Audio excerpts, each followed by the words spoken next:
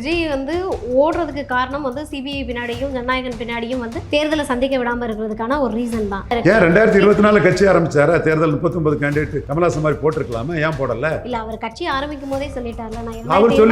அவர் சொல்லிட்டாருன்னா அப்படியே நீங்க நம்புறீங்களோ? அவர் உத்தமர், யோக்கியர், பொய்யே சொல்ல மாட்டாரு. மக்கள் வந்து திமுக மேல அதிருப்தியில இருக்கும்போது தொடர்ந்து அதிமுக திமுகவுக்கு மாற்றா தாவேக்க வரணும்னு நினைக்கலாம் இல்லையா? தாவேக்க முதல்ல களத்துல நிற்பாங்களாங்கிறத பார்த்துட்டு அப்புறம் சொல்லுங்க மேடம். நான் எல்லாருக்கும் பொதுவானவன். மற்றவங்க சரியா தமிழ்நாட்டை நடத்தல, நான் வாரேன்னு சொன்னா அது கரெக்ட். ராகுல் நல்லவர், மோடி மோசமானவர், எடப்பாடி மோசம் இல்ல, ஸ்டாலின் தான் மோசம். இது சந்தர்ப்பவாத அரசியல் வியாபார ஸ்டாண்ட். ஒரு ப்ரொடெக்ஷன், போதிய ப்ரொடெக்ஷன் வந்து திமுக கொடுக்கவே மாட்டேங்குதுன்னு தொடர்ந்து தாவேக்க தரப்புல இருந்து இதுதான் பச்சை கோழைத்தனம், சந்தர்ப்பவாதம், முதுகலம் பெற்றத்தனம். எங்கேயே அடிச்சுக்கிட்டு எவனையோ குறை சொன்னா உன்ன மாதிரி ஒரு கோழைப்பைய உலகத்துல கிடையாது. ஜனநாயக படம் தொடர்பா பேசுறது சீமான் தானே பேசுறாரு விஜய்க்காக. எல்லாருமே பேசுறாங்க. வேற யார் பேசுறா சொல்லுங்க? ஜோதிமணி எம்பி பேசியிருக்காங்க, நிறைய எம்பிக்கள் பேசியிருக்காங்க, காங்கிரஸ் பேசுறாங்க, ராகுல் பேசுனால காங்கிரஸ் பேசியிருக்காங்க, தமிழிசை மேம் அவங்க கூட வந்து சப்போர்ட் பண்ணியிருக்காங்க. என்ன சப்போர்ட் பண்ணியிருக்காங்க? கட்சி அப்படி பண்ணாங்கன்னா, அப்படி சப்போர்ட் பண்ணாங்கன்னா பாஜக இருக்க மாட்டாங்க. தெரியாம பேசக்கூடாது. ஜனநாயகன் பட வழக்கு வந்து சென்சார்ல இருக்குது, அது ஒரு பிரச்சனையில இருக்காது. தன்னோட படம் இருக்குதுரா மிஸ்டர் சீஃப் மினிஸ்டர் சார் எல்லாம் சொன்னார். அது வழக்கு இருக்கும்போது பேச தெரியலையோ?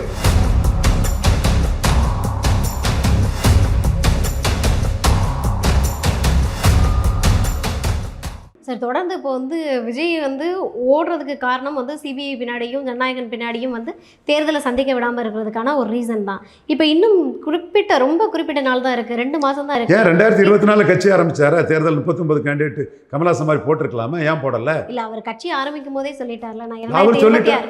அவர் சொல்லிட்டாருன்னா அப்படியே நீங்கள் நம்புறீங்களோ? அவர் உத்தமர், யோக்கியர், பொய்யே சொல்ல மாட்டார். நான் சொல்கிறேன், அதில் சதி திட்டம் இருக்குது. உங்கள்கிட்ட கேண்டிடேட் இல்லை. அவர் சொன்னதை அப்படியே எப்படி ஏற்றுக்க முடியும்? அவர் சொன்னதை எல்லா கட்சியில் அரசியல் தேர்தல் சொன்னதை அப்படியே ஏற்றுக்கிடுவீங்களா? இல்லை, ஒரு புதுசாக தொடங்கக்கூடிய கட்சி, அதுக்கான அப்போ ஏன் அந்த தேர்தலுக்கு பிறகு தொடங்கியிருக்கணும்? கட்சி ஆரம்பிச்சுட்டு லெட்டர் பேடாக இருக்கிறது அசிங்கம் தானே? உங்களுக்கு பெரிய பாப்புலாரிட்டி இருக்குது, 39 கேண்டிடேட் உங்களால் போட முடியாதா? கமல்ஹாசன் போட்டார்ல, கமல்ஹாசன் மக்கள் நீதி மையம் போட்டார்ல, நீங்கள் ஏன் போடலை? இது வீகம், உங்களுக்கு இது வீகம். ராகுல் நல்லவர், மோடி மோசமானவர், இதெல்லாம் ஒரு வீகமா? இல்லை, அவங்க இப்போ வரைக்குமே வந்து நீங்கள் தொடர்ந்து வந்து ராகுல் காந்தியை முன்னிலைப்படுத்துறீங்க, அவங்க காங்கிரஸ் இன்னும் முன்னிலைப்படுத்த ஆரம்பிக்கலை. தொடர்ந்து நான் விஜய் அப்படின்ற ஒரு பர்சன் வந்து மக்களை வந்து சந்திக்க ஓட்சோரிக்கு தமிழ்நாட்டிலேருந்து முதல்ல அறிக்கை கொடுத்தது விஜய் தான், ராகுல் காந்தி கைதுக்கு.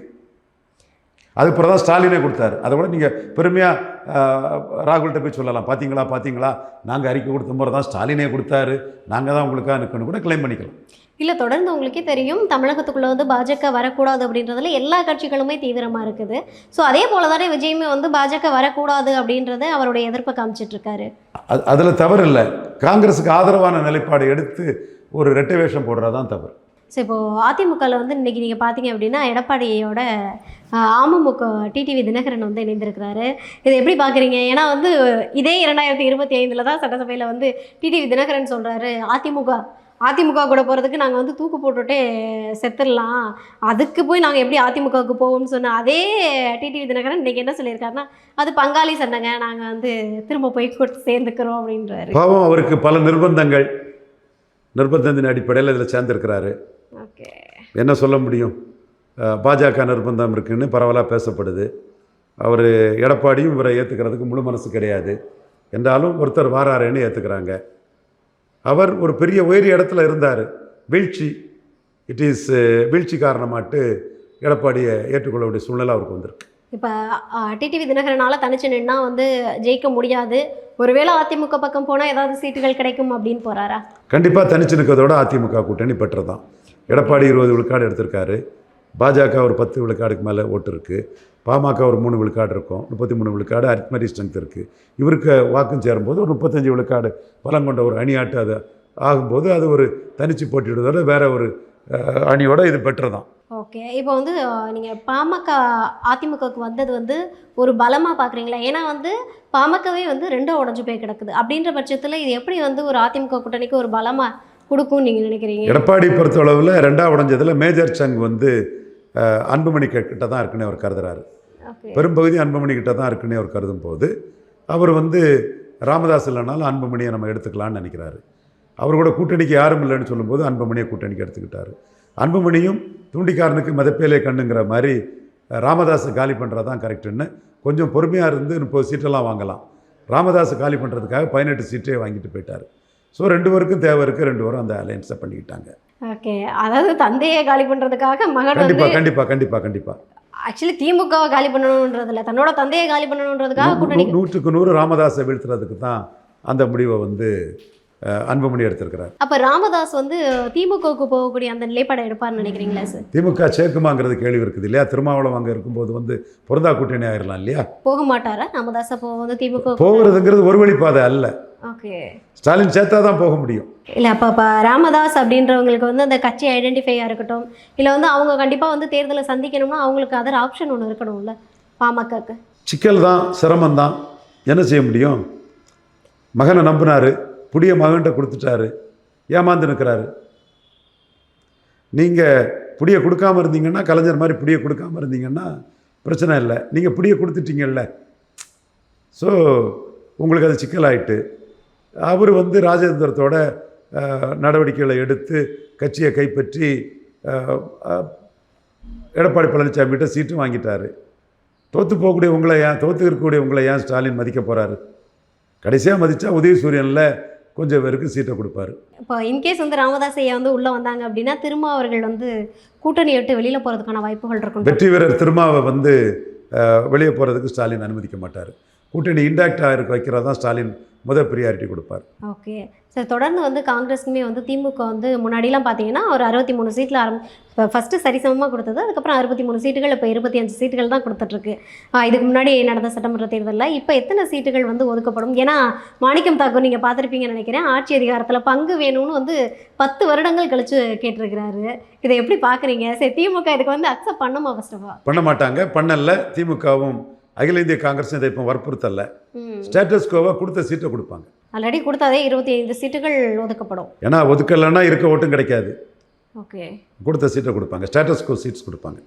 ஓகே சார், ராஜ்யசபா கொடுக்கலாம், ராஜ்யசபா சீட் கிடைக்கிறதுக்கான வாய்ப்புகள் இருக்குன்னு நினைக்கிறீங்க? ஓகே, திமுக இப்போ திரும்ப ஆட்சி அமைக்கும் அப்படின்னு நீங்கள் நினைக்கிறீங்களா சார்? ஆட்சி அமைக்குள்ள வாய்ப்புகள் தான் பிரகாசமாக இருக்குது. ஸ்டாலின் காஸ்ட் நியூட்ரல் இசைவேளாளர் கம்யூனிட்டிக்கு எதிர்ப்பு கிடையாது. எடப்பாடி 2 ஜாதி லூட்டராக இருக்கிறதுனால என்னதான் அணி அமைச்சாலும் எடப்பாடிக்கு வெற்றிங்கிறது 2 ஜாதி அரசியல் ஆதிக்கத்தை உருவாக்குங்கிறதுல பிற ஜாதிகள் காஸ்ட் நியூட்ரல் ஸ்டாலினுக்கு ஆதரவாட்டும் நாம் தமிழர் சீமானுக்கு ஆதரவாட்டும் போதுக்கு வாய்ப்பு இருக்குது. ஸோ எடப்பாடி மேலும் பலகீனம் அடைகிறது, ஸ்டாலினுக்கு வெற்றியை உறுதிப்படுத்தும். காஸ்ட்டை வச்சு தான் டிசைட் பண்ணுறாங்களா மக்கள்? அப்படி இல்லைன்னு நீங்கள் சொன்னீங்கன்னா அப்படி சொல்லி சந்தோஷப்பட்டுவிடுங்க. சார், திமுக தொடர்ந்து திட்டங்களையோ இல்லை வாக்குறுதிகளையோ வச்சு மக்களை சந்திக்காம, அதுவும் ஒரு காரணம், ஜாதியும் ஒரு காரணம், மதமும் ஒரு காரணம். ராமதாஸுக்கு எப்படி ஓட்டு மேடம்? சார், அப்போ பாமக எடுக்கக்கூடிய ஸ்டாண்டர்டே ஒரு தவறான ஸ்டாண்ட் தானே? ஜாதியை வச்சு ஒரு உங்களுக்கு தவறுங்கிறது இன்னொருத்தருக்கு சரியாக இருக்கலாம் இல்லையா? சப்ஜெக்டிவ் தானே. அந்த ஒரு குறிப்பிட்ட பீப்புள் மட்டும் தானே உங்களுக்கு ஓட்டு போடுவாங்க. ஆமாம், அவங்க ஓட்டு போட்டால் போதும் இல்லை? ஓட்டு தானே, அந்த ஓட்டு தானே கம்யூனிட்டி ஓட்டு போட்டு எப்படி சார் ஜெயிக்க முடியும்? அந்த ஓட்டுக்கு தானே ஐயான்னு கலைஞரும் புரட்சி தலைவியும் அவர் காலில் விழுந்து கிடந்தாங்க. வார்த்தை அப்படியே போட்டு கலைஞரும் புரட்சி தலைவியும் அந்த ஓட்டுக்கு தானே ஐயான்னு அவர் காலில் விழுந்து கிடந்தாங்க. இந்த தமிழகம் தானே. இதை மறைச்சு நம்ம ஏன் பேசணும்? இன்றைக்கி அவர் விழுந்திருக்கலாம், அன்புமணி எமர்ஜ் ஆகிருக்கலாம், அன்புமணிக்கு ஒரு ஈக்குவல் ஃபிட்டிங்கில் எடப்பாடி சீட்டை கொடுக்கலாம். ஒரு காலத்தில் இது நடந்தது உண்மை தானே. ஏன்னா திமுக மேலே நீங்கள் பார்த்துருப்பீங்க, தொடர்ந்து பல குற்றச்சாட்டுகள் வைக்கப்படுது. அதுவும் இந்த திமுக ஆட்சியில் தான் கொலையாக இருக்கட்டும், கொள்ளையாக இருக்கட்டும், பாலியல் வன்கொடுமைகளாக இருக்கட்டும், இல்லை ஊழியர்களோட போராட்டமாக இருக்கட்டும் அதிகரிச்சிருக்கு. அப்படின்றப்ப மக்கள் திமுக மேலே அதிருப்தியில் இருக்கும்போது தொடர்ந்து அதிமுக திமுகவுக்கு மாற்றா தாவேக்க வரட்டும்னு நினைக்கலாம் இல்லையா? தாவேக்க முதல்ல களத்தில் நிற்பாங்களாங்கிறத பார்த்துட்டு அப்புறம் சொல்லுங்கள் மேடம். நான் களத்தில் நிற்காத ஒருத்தரை பற்றி ஓவர் ஹைப் தேவையில்லைன்னு தான் நான் சொல்லிட்டு இருக்கேன். 50 கேண்டிடேட் அவங்க கூட இல்லைங்கிறத நான் சொல்கிறேன். கண்டிப்பாக சார், பார்க்கலாம். அது பொறுத்தது எப்படி இதுவரை நிற்கல இல்லையா? இல்லை, அடுத்து இந்த ஏன்னா ஒரு நாம் தமிழர் இவங்களை களத்தை விட்டு கூடிய கோழை நாய்கள்னு சொல்லக்கூடிய அளவுக்கு தானே அவங்க இருக்கிறாங்க. இப்போ மத்திய அரசில் மோடி அரசால் இவர் படக்கூடிய பாதிப்புகளுக்கெல்லாம் இவரால் தாக்கு பிடிக்க முடியாமல் அந்த சிம்பதி ஸ்டாலினுக்கு போகும். அதை இவர் என்கேஷ் பண்ணக்கூடிய அளவுக்கு இவருக்கு சக்தி இல்லை. தன் வலியும் துணை வலியும் மாற்றான் வலியும் தூக்கி செயல். நான் எல்லாருக்கும் பொதுவானவன், மற்றவங்க சரியாக தமிழ்நாட்டை நடத்தலை, நான் வாரேன்னு சொன்னால் அது கரெக்டு. ராகுல் நல்லவர், மோடி மோசமானவர், எடப்பாடி மோசம் இல்லை, ஸ்டாலின் தான் மோசம். இது சந்தர்ப்பவாத அரசியல் வியாபார ஸ்டாண்டு. அந்த வியாபார ஸ்டாண்டு தனக்கு பாதிப்பாக இருக்கும்போது மோடி அதை அடிக்கிறாரு. அதை எதிர்கொள்ள முடியாமல் திணறாரு. என்ன தான் நீங்கள் மோடிக்கு எதிராக என்ன வீராவேசமாக பேசினாலும் அது அறுவடை பண்ணக்கூடிய இடத்துல மோடி எதிர்ப்பை அறுவடை பண்ணக்கூடிய இடத்துல திமுக காங்கிரஸ் கூட்டணி தான் இருக்கும். இல்லை, ஆனால் என்ன சொல்கிறாங்க அப்படின்னா, விஜய் வந்து இந்த எங்களுடைய கொள்கை எதிரி, அரசியல் எதிரின்னு சொல்லிட்டு களத்தில் சந்திச்சது வந்து விஜயோட துணிச்சலான ஒரு செயல் தான் வந்து இப்போ வரைக்கும் சொல்லிட்டு தானே இருக்கிறாங்க. காகிதப்புலியாக தானே இருக்காது. ஓகே சார், இப்போ அதிமுகலேருந்து இப்போ நீங்கள் ஏட்டு சுரக்கையாக தானே இருக்கு. ஏட்டு சுரக்காயாக தான் இருக்காங்க, இன்னும் களத்துக்கு வரல இல்லை, அப்படின்னு. களத்துக்கு வந்ததா சொல்லுங்கள், ஏதாவது எவிடன்ஸு. இன்னும் மக்கள் சந்திப்பு நிறைய நடத்தி இருக்கிறாரு. மக்கள் சங்கீதங்கிறது களமா? விக்கிரவாண்டியிலே ஈரோடு கிழக்குள்ளே மக்களவையில் நின்று அது களம். ஏன்னா தொடர்ந்து விஜய் வந்து களத்தில் சந்திக்கிறதுக்கோ இல்லை மக்களை சந்திக்கிறதுக்கோ வந்து நிறைய இடையூறுகளை வந்து திமுக தொடர்ந்து கொடுத்துக்கிட்டே இருக்குது. ஒரு ப்ரொடெக்ஷன், போதிய ப்ரொடெக்ஷன் வந்து திமுக கொடுக்கவே மாட்டேங்குதுன்னு தொடர்ந்து தாவேக தரப்புல இருந்து இதுதான் பச்சை கோழைத்தனம், சந்தர்ப்பவாதம், முதுகலம் பெற்றத்தனம்.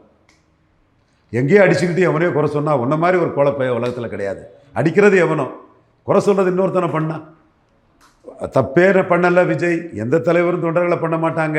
விஜய் விசாரணைக்கே கூப்பிடல ஸ்டாலின் அரசு. நீங்கள் அடி வாங்கிக்கிட்டு அடித்தவருக்கு எதிராக கத்த முடியாமல் ஸ்டாலினை கத்துனா என்ன நியாயம்? இல்லை, இப்போ விஜய்க்கு வந்து திமுக எந்த தடங்களுமே கொடுக்கல, தொடர்ந்து ப்ரொடெக்ஷன் கொடுக்குது அப்படின்னு நீங்கள் நினைக்கிறீங்க? சீமானு கொடுக்கக்கூடிய தடையை விட ரொம்ப குறைவாக தான் கொடுக்குறாங்க. சீமான் அதை எதிர்கொள்கிறாரு. விஜய் கொள்வாரா என்னன்னு பார்ப்போம். இவ்வளோ நாளாக ஒன்றும் பேசலை. அண்ணா 1ஆம் தேதி செயல்வர் கூட்டத்தில் ஏதாவது வீராவாச முழக்கங்களை விடுறாரான்னு பார்ப்போம். சார், தொடர்ந்து நீங்கள் வந்து நான் இன்டர்வியூ ஸ்டார்ட் பண்ணதுலேருந்து சீமான் அவர்களுக்கு ஓகே அவர் நல்லா இருக்கார், ஸ்ட்ராங்காக இருக்கான்னு சொல்கிறீங்க. பட் பல இடங்களில் நான் இன்டர்வியூ நேர்காணல் பண்ணும்போதாக இருக்கட்டும், இல்லை வந்து இளைஞர்கள் மத்தியிலேயே இருக்கட்டும், சீமான் மீது அதிருப்தி அலை அப்படின்றது தமிழ்நாட்டில் ஹெவியாக உருவாகிருக்கும். அதாவது இது வரைக்கும் எடுத்த அந்த 36 லட்சம் வாக்குகளுமே சீமானுக்கு வந்து அடுத்த தேர்தலோட காணாமல் போயிடும் அப்படின்னு தான் தொடர்ந்து பேச்சுக்கள் இருந்துகிட்டே. விஜய் போன்ற தகுதியற்ற திறமையற்ற மண்குதிரை கம்பாரிசன், கமல் சீமான் கம்பாரிசனில் சீமான் உயர்ந்த மாதிரி விஜயை வீழ்த்தி சீமான் பெரிய அளவு உயர்வார். இல்லை, தொடர்ந்து வந்து சீமான் வந்து விஜய் அரசியலுக்கு வந்ததுக்கு அப்புறம் தான் வந்து பயங்கரமான அதிருப்தியில் இருக்கிறாரு. ஏன்னா வந்து ஒரு காலத்தில் வந்து திமுக மீதான அதிருப்தியை வெளிப்படுத்திக்கிட்டே இருந்த சீமான் அவர்கள் கோழை நாய் களத்தை விட்டு ஓடிட்டாருன்னு சொல்கிறாங்களே. சீமான் களத்துக்குள்ள நின்ன வீரனாக இருக்கிறாரு. விஜய் கோழை நாயை களத்தை விட்டு ஓடிட்டாரு. அதுக்கு என்ன சொல்கிறீங்க? களத்தை விட்டு ஓடல சார், இன்னும் இருக்கிறாரு. ஈரோடு கிழக்கு நிற்கலையே, அதைத்தானே சொல்கிறாரு. கோழை நாய்கள் களத்தை விட்டு ஓடிட்டாங்கன்னு என்டிஏ, எடப்பாடி, விஜய் 3 பேரும் தானே அடிக்கிறாரு. கள அரசியலில் சீமான் தானே இருக்கிறாரு. நீங்கள் லெட்டர்பேட் அரசியலும் காகிதப்புய் அரசியலும் பிராண்டிங் அரசியலையும் தானே இருக்கிறீங்க. இல்லை, முன்னாடிலாம் வந்து திமுகவை தொடர்ந்து எதிர்த்த சீமானவர்கள் இப்போயே வந்து விஜயை பார்த்து தொடர்ந்து எதிர்த்துக்கிட்டே இருக்கணும். விஜய் ஜனநாயக படத்துக்கு சீமான் தான் சொல்கிறாரு. விஜயே முதுகலம் பற்றி இதுவரை பேசலை. ஜனநாயக படம் சம்பந்தமாக தமிழ்நாட்டில் தானே இருக்கிறீங்க. ஜனநாயக படம் தொடர்பாக பேசுறது சீமான் தானே பேசுறாரு. விஜய்க்காக எல்லாருமே பேசுறாங்க சார். வேற யார் பேசுறா சொல்லுங்க? சார், ஜோதிமணி எம்பி பேசியிருக்காங்க, நிறைய எம்பிக்கள் பேசியிருக்காங்க, காங்கிரஸ் பேசுறாங்க, ராகுல் பேசுனால காங்கிரஸ் பேசியிருக்காங்க. விஜய் பேரை சொல்லி சீமான் மட்டும்தான் பேசுறாரு. தமிழிசை மேம் அவங்க கூட வந்து சப்போர்ட் பண்ணியிருக்காங்க. என்ன சப்போர்ட் பண்ணியிருக்காங்க? கட்சி அப்படி பண்ணாங்கன்னா, அப்படி சப்போர்ட் பண்ணாங்கன்னா பாஜக இருக்க மாட்டாங்க. தெரியாமல் பேசக்கூடாது. சென்சார் போர்டு ஜனநாயக படத்துக்கு அநீதி பண்ணுங்கிற வார்த்தையை தமிழிசை அம்மையார் பேசுனாங்கன்னா இருக்க மாட்டாங்க பாஜக. ஜனநாயகன் படம் வந்து அது வேற விஷயம். இந்த இஷ்யூ சென்சார் வெர்சஸ் ஜனநாயகம். அதில் விஜய் பேசலையே. அப்போ விஜய்க்காக பேசுகிற சீமான் தானே. இல்லை, சிபிஐ கிட்ட வழக்கு இருக்கும்போது வந்து வெளியில் பேசக்கூடாது அப்படின்னு censor board matter madam. CBI வழக்குலையுமே வந்து வழக்கு உள்ளே இருக்கும்போது விஜய் அவர்கள் வந்து வெளியில் பேசக்கூடாதுனால தான் வந்து இந்த வழக்கு பற்றியோ இல்லை ஜனநாயகன் பட வழக்கு வந்து சென்சாரில் இருக்குது, அது ஒரு பிரச்சனையில் இருக்காது. தன்னோட படம் மிஸ்டர் சீஃப் மினிஸ்டர் சார் எல்லாம் சொன்னார். அது வழக்கு இருக்கும்போது பேச தெரியலையோ? சொல்லுங்க. புரியுது. ஸோ உங்களுக்கு தப்பான விதத்தை எடுத்துட்டீங்க, முட்டாள்தனமான விதத்தை எடுத்துட்டீங்க. நடராஜன் டிமானிட்டேஷனை எழுத்து பேசி மோடியை எழுத்த மாதிரி தப்பாக மத வெறியில் மோடியை எழுத்துட்டீங்க.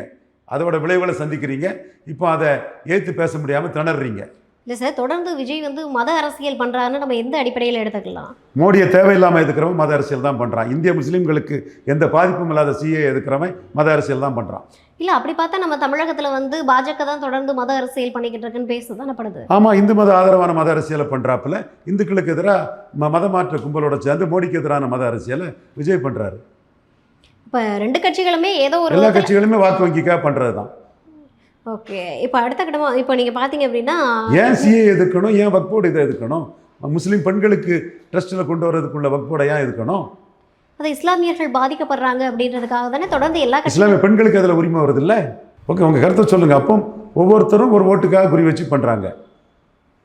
நீங்கள் எல்லாரையும் ஏற்றுட்டீங்கன்னா நான் சொல்ல போகிறதில்ல. திருப்பரங்குன்ற விஷயத்தில் என் கருத்து சொல்லலை விஜய்.